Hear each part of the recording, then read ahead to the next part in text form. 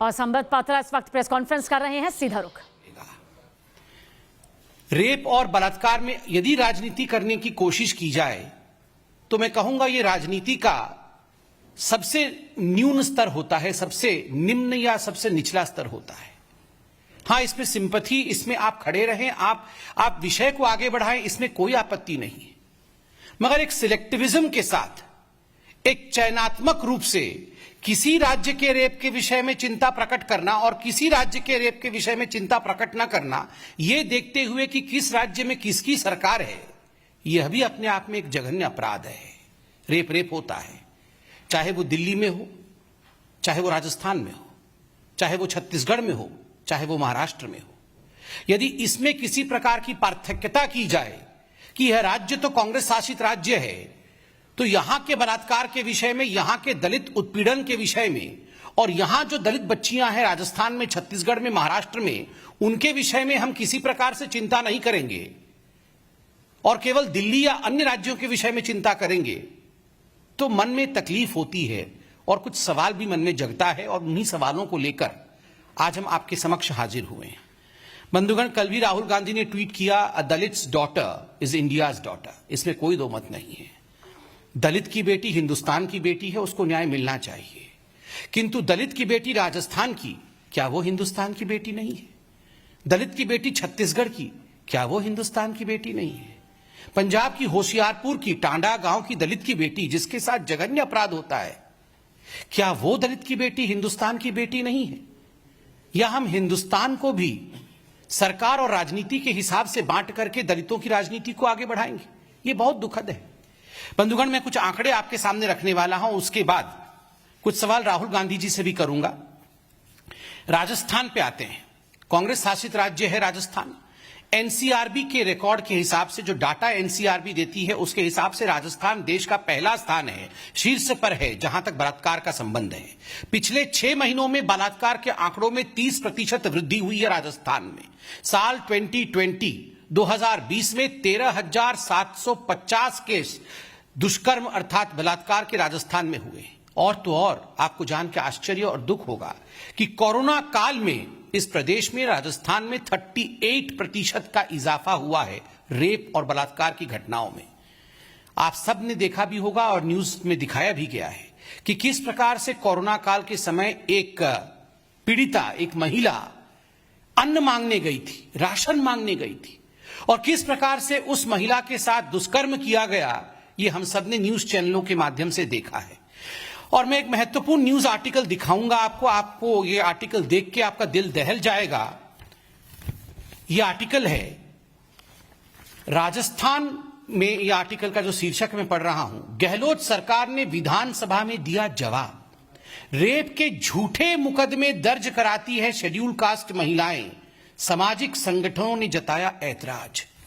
गहलोत सरकार ने विधानसभा, पिछले समय जब विधानसभा का सत्र चल रहा था, उसमें जब बलात्कार के विषयों पर चर्चा की गई और जब भारतीय जनता पार्टी और अन्य पार्टियों ने वहां पर इस विषय को पटल पे रखा, तो यह सोचकर भी मन सिहर उठता है कि जो जवाब गहलोत सरकार का था कि जो शेड्यूल कास्ट महिलाएं, एससी महिलाएं, दलित महिलाएं होती हैं, वो झूठी केसेस दर्ज कराती हैं, इसलिए एनसीआरबी के रिकॉर्ड में संख्या में इजाफा हुआ है।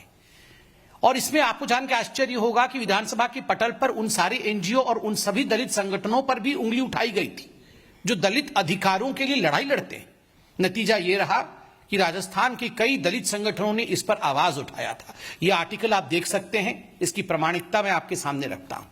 ठीक उसी प्रकार अब राजस्थान के कुछ विषयों को मैं आपके सामने रखूंगा जो हमारे दिल को दहला देंगी और किस प्रकार दलितों के साथ वहां बलात्कार होता है, जिसको कांग्रेस पार्टी, प्रियंका गांधी और राहुल गांधी जिसको नजरअंदाज करते हैं, यह विषय मैं आपके सामने रखूंगा। 26 जनवरी 2021 नागौर रेप केस, दलित महिला के साथ दरिंदगी, प्राइवेट पार्ट में डाली बोतल, आरोपी गिरफ्त से बाहर।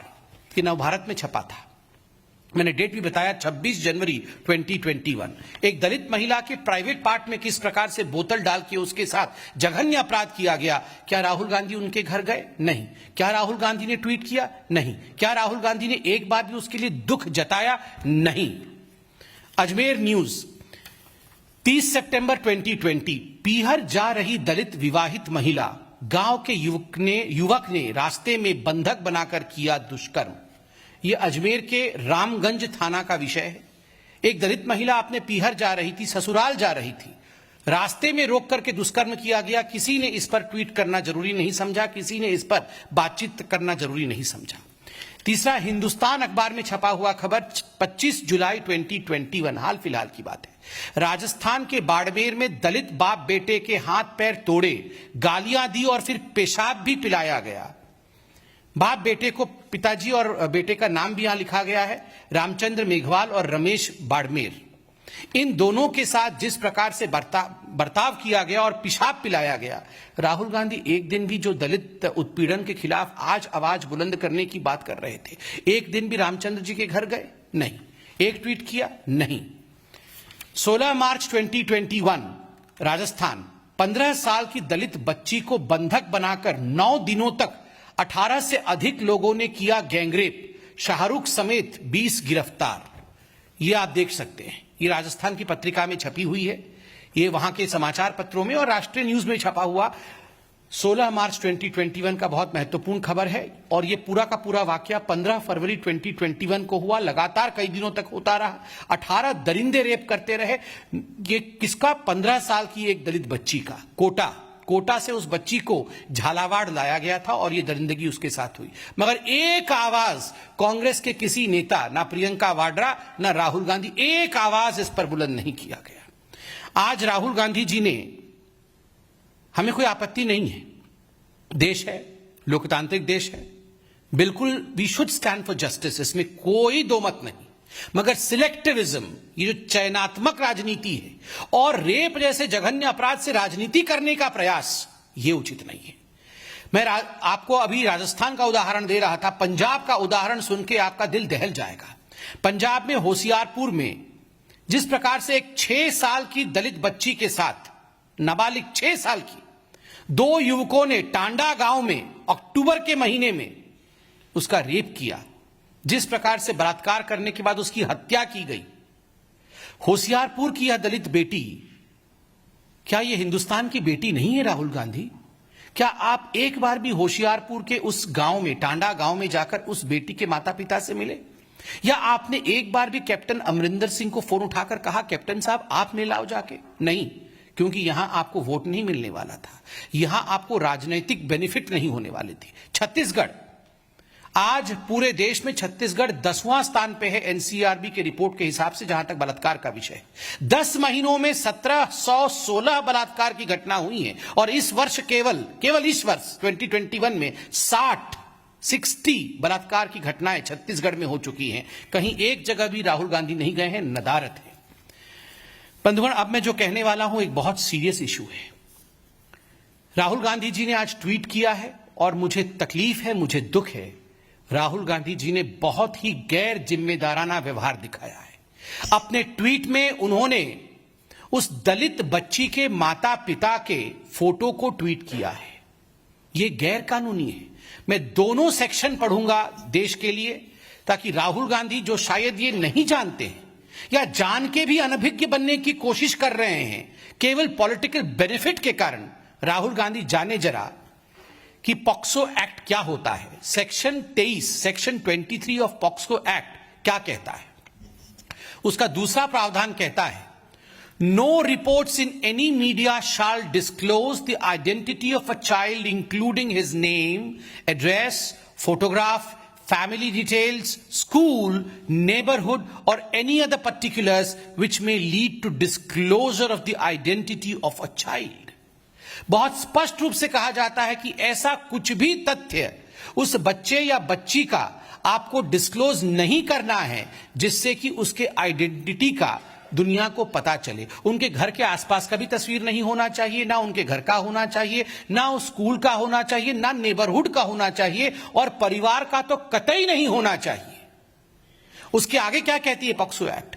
आगे एक्ट कहती है, द पब्लिशर और ओनर ऑफ द मीडिया और द स्टूडियो और photographic facilities shall be jointly and severely liable for the acts and the omission of his employ.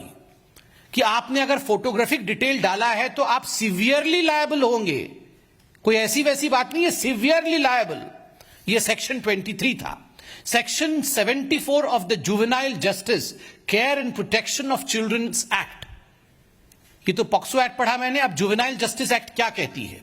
Section 74, title, Prohibition on Disclosure of Identity of Children, description, no report in any newspaper, magazine, news sheet or audio visual media or any other form of communication regarding any inquiry or investigation or judicial procedure shall disclose the name, address or school or any other particular which may lead to identification of a child in conflict with law or a child in need of care and protection or a child victim or witness of a crime involved in such matter under any other law for the time being in force, nor shall the picture of any such child be published, provided that for reasons to be recorded in writing, the board or committee, as the case may be, holding the inquiry may permit such disclosure. इसमें आगे बहुत कुछ लिखा गया है और लिखा गया है कि पनिशमेंट कितनी होगी, लायबिलिटी क्या होगा।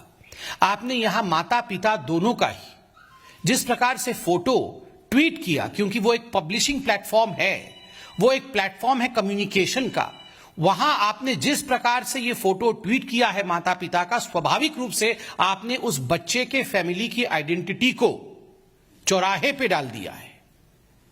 माता पिता दलित हैं, मैं बिल्कुल समझ सकता हूं, माता पिता को यह सब बताया नहीं गया होगा कि एक्ट में क्या लिखा है, सेक्शन 74, सेक्शन 23, बेचारे गरीब लोगों को आप यूज कर रहे हैं अपनी राजनीति के लिए।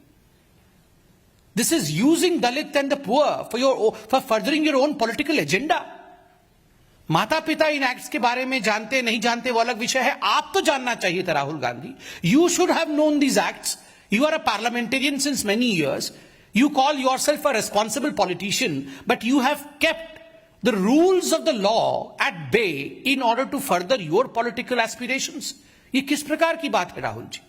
और मैं आज इस मंच पर से भारतीय जनता पार्टी की तरफ से national commission for protection of child right NCPCR से ये निवेदन करूंगा कि तत्क्षणात जल्दी से जल्दी राहुल जी द्वारा जिस प्रकार से दोनों एक्ट्स का उल्लंघन किया गया है, सेक्शन 23 ऑफ पॉक्सो एक्ट और section 74 of the juvenile justice care and protection children act, इसका संज्ञान एनसीपीसीआर ले और राहुल गांधी को नोटिस इश्यू करे। मैं एनसीपीसीआर से यह भी कहूंगा बीजेपी की तरफ से कि no one is a VIP, कोई वीआईपी नहीं होता है, कानून सबके लिए बराबर होता है, संविधान सबके लिए बराबर होता है। इसलिए यथाशीघ्र आज मैं ये डिमांड बीजेपी की तरफ से रख रहा हूं, तमाम पीड़ित और बच्चों की तरफ से रख रहा हूं कि एक नोटिस राहुल गांधी को जारी किया जाए और राहुल गांधी जी आप जवाब दें। नोटिस आना नहीं आना ये तो एनसीपीसीआर का विषय है, मगर राहुल गांधी जी इस प्रेस कॉन्फ्रेंस के बाद आप एक प्रेस कॉन्फ्रेंस करके जवाब दे कि आपने ये गैर कानूनी काम क्यों किया है। Thank you so much. Any question is welcome from your side.